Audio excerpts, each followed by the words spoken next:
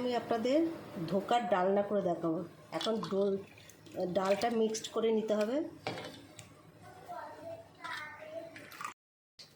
বন্ধুরা, আমি ডালটা দুটো কাঁচা লঙ্কা দিয়ে বেটে নিয়েছি। এবার একটু কড়াইতে তেল দিয়েছি, এটা একটু হালকা করে একটু কষিয়ে নেব।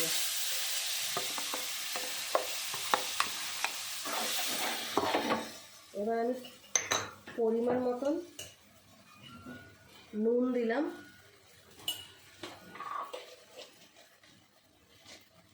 হলুদ দিলাম, এবার একটু হালকা মিষ্টি দেবো চিনি। এবার আমি কষিয়ে নিচ্ছি ডালটা। এবার আমি একটা থালায় একটু হালকা তেল বুলিয়ে এটাকে ঠেসে ঠেসে পুরো পাতলা করে দিয়েছি। এবার আমি ছুরি দিয়ে পিস করব। বন্ধুরা, আমি আবার ডালটাকে পুরো চৌকো চৌকো করে পিস করে নিয়েছি। এবার আমি তেলে ভাজা করব।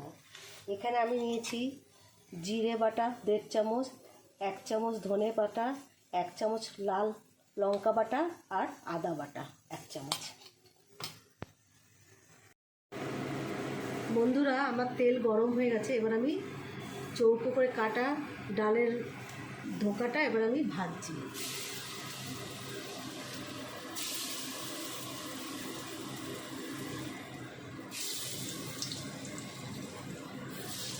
বন্ধুরা, আমার ধোকাটা পুরো ভাজা হয়ে গেছে লাল লাল করে।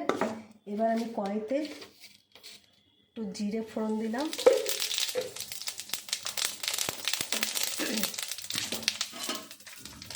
তেজপাতা দিলাম। এবার আমি একটু আলু ভাপিয়ে রেখেছিলাম, সেই আলুটা দিলাম।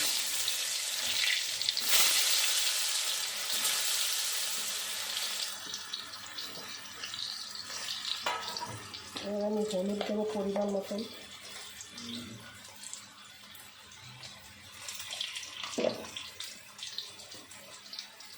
নুন দেবো,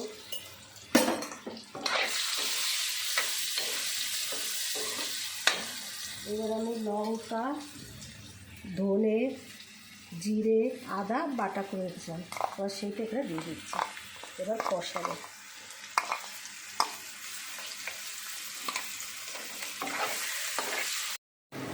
আলুটা কষানো হয়ে গেছে মশলাটা, এবার আমি জল দিচ্ছি।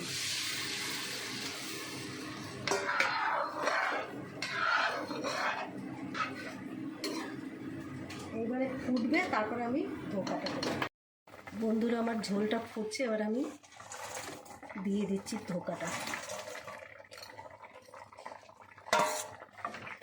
এবার আমি একটু গরম মশলা দেবো,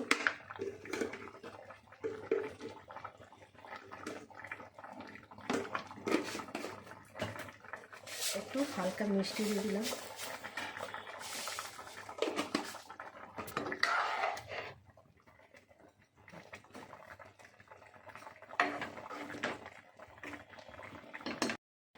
বন্ধুরা, আমার ধোকার ডালনাটা পুরো কমপ্লিট, দেখুন কি সুন্দর হয়েছে।